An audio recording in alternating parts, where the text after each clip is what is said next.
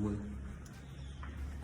Pablo tak ada agak cakap apa, tapi Pablo minta maaf sebab dah lama tak post video atas sebab-sebab tertentu.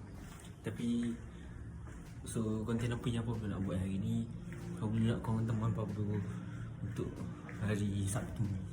Hari ni Pablo cuti, so kita make some content for you because jangka masa yang lama Pablo lama tak rekod sini kan. So kalau nak tahu apa jadi sampai penghujung video, kau kena nantikan apa yang terjadi. Okay, so let's go lah kita teman Pablo. Pablo lagi ni sebenarnya lagi beli barang kot. Tengok lah, tengok macam ni. Okay, let's go gang. So sekarang Pablo dah beli dah barang sikit. So nak pergi rumah ajak makcik nak pergi bagi makan kucing. Jom. Naknya jalan kaki.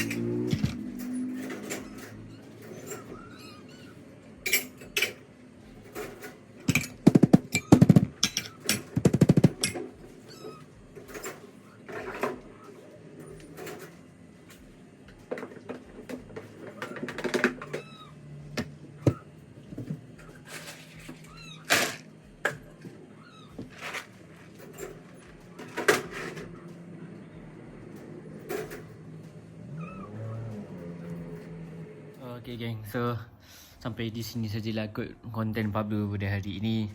Hope korang boleh enjoy dengan konten kali ni sebab insyaAllah lepas ni Pablo akan post lagi konten-konten yang lebih menarik. Sebab Alhamdulillah, sebab phone Pablo pun dah repair, SSD dia dah tukar, Alhamdulillah. So insyaAllah esok akan ada lagi Pablo post lagi video, okay. Kau jangan lupa untuk stay tune dan teruskan support konten Pablo yang lama-lama. Tidak lupa juga TikTok Pablo. Tolong like ke apa-apa lah. Yang belum follow tu boleh tolong follow, tekan butang tambah tu, okay. Kita jumpa lagi di next content. Bye bye gang. Assalamualaikum.